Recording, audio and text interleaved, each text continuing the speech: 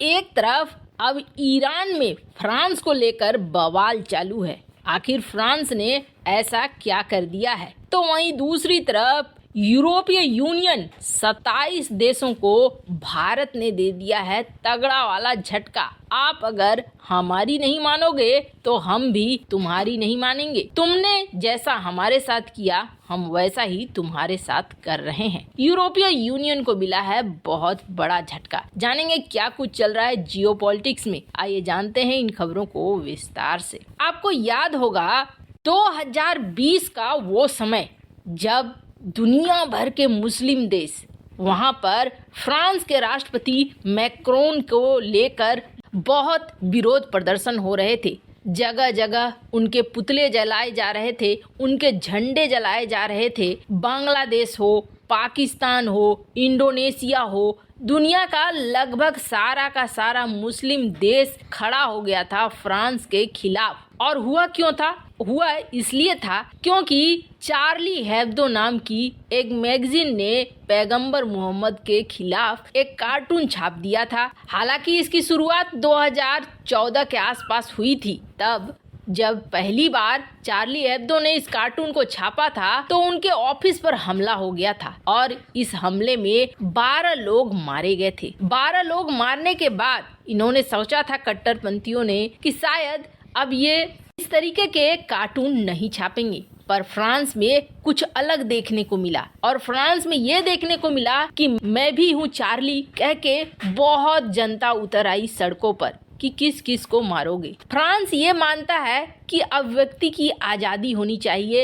यानी खुलकर बोलने की आज़ादी होनी चाहिए। फ्रांस की जनता भी चार्ली हेब्दो के सपोर्ट में आ गई, ये कह के कि हम अभिव्यक्ति के आज़ादी के समर्थन में हैं। और आखिरकार 2020 में जब फिर से चार्ली हेब्दो ने पैगंबर मोहम्मद साहब की उसी तरीके की तस्वीर फिर से छापी तो बवाल दुनिया भर में खड़ा हो गया और दुनिया में फ्रांस के खिलाफ बायकॉट फ्रांस प्रोडक्ट प्रदर्शन वगैरह बढ़ गए। जिसके बाद फ्रांस से सवाल किया गया और फ्रांस से कहा गया कि आप इस मैगजीन को सजा दो, इसको रोको। लेकिन फ्रांस के राष्ट्रपति मैक्रोन ने ये कहा कि नहीं, हम इसे रोकेंगे नहीं। हमारे देश में अभिव्यक्ति की आज़ादी है, जो चाहे बोल सकता है और इस चीज के लिए हम रुकावट पैदा नहीं करेंगे। ये जो मैगजीन है, ये मैगजीन व्यंग के जरिए, तानों के जरिए इस तरीके का कार्टून छापती है। सप्ताह में एक बार इस तरीके का कार्टून छापा जाता है चार्ली हेब्दो के द्वारा और ये कार्टून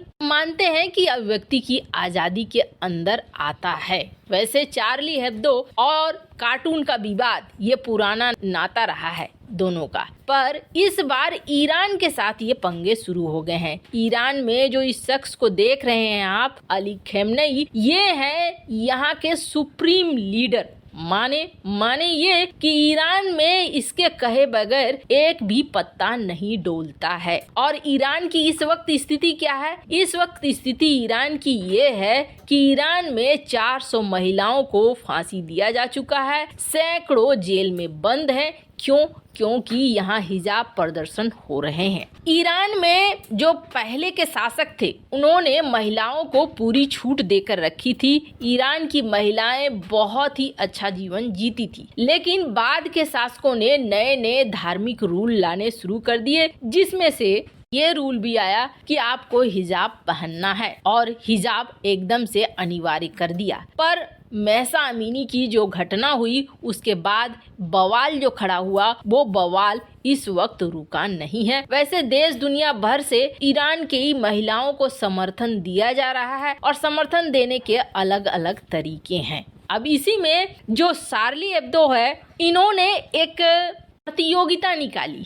स्क्रीन पर देख सकते हैं आप ये प्रतियोगिता। इस प्रतियोगिता में ये कहा गया कि जो ईरान का सुप्रीम लीडर है अली खamenei, इसके खिलाफ कार्टून बनाओ और महिलाओं का समर्थन होना चाहिए इसमें। इस तरीके का कार्टून आप दिखाओ, जो जीतेगा हम उसे पुरस्कार देंगे वगैरह वगैरह।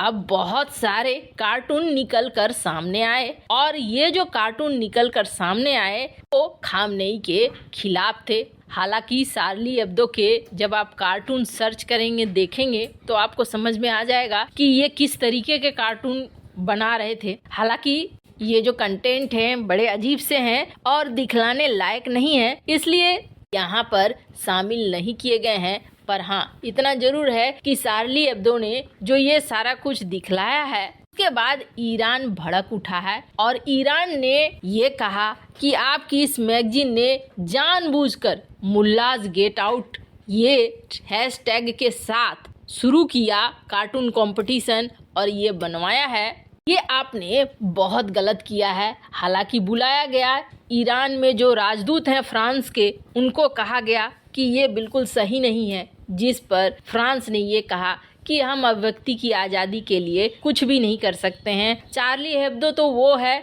जिसने 1.2 बिलियन मुस्लिम लोगों से पंगे लिए, फिर भी उसने पैगंबर साहब के कार्टून को छापना बंद नहीं किया। तो ऐसे में हम ये कह सकते हैं कि अभिव्यक्ति की आज़ादी के लिए हम चार्ली हेब्दो के साथ हैं। मतलब ईरान के यहाँ पंगे फ्रांस वाले शुरू हो गए। खैर, जहाँ एक तरफ ये सब कुछ हो रहा है तो वहीं दूसरी तरफ भारत ने दिया 27 देशों को एक साथ झटका।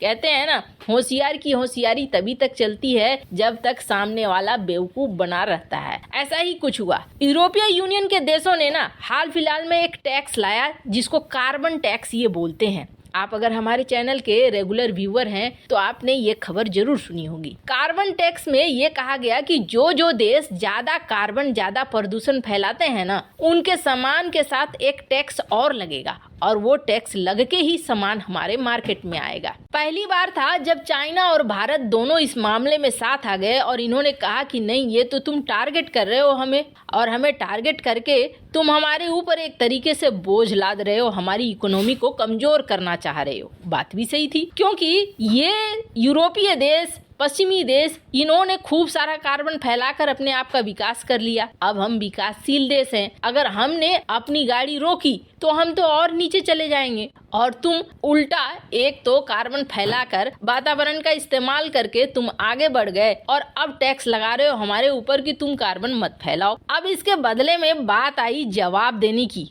तो आजकल भारत ना एकदम फॉर्म में चल रहा है, जैसे को तैसा करने में भारत एकदम से माहिर हो गया है। भारत ने कहा ठीक है, आपने हमारे ऊपर और हमारे प्रोडक्ट्स पर कार्बन टैक्स लगा दिए तो हम भी कुछ न कुछ आपके ऊपर जरूर करेंगे।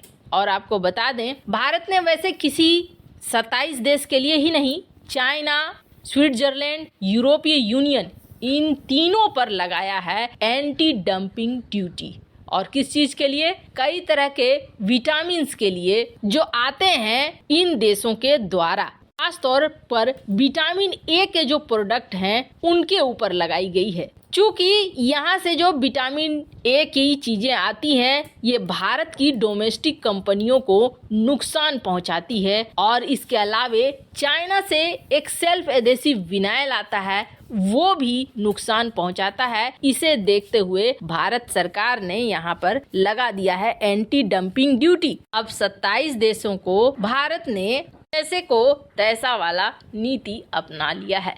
वैसे इन सब मामले में आपकी क्या राय है? कमेंट कर जरूर बताएं। जल्द मिलते हैं अगले वीडियो में नई खबर के साथ।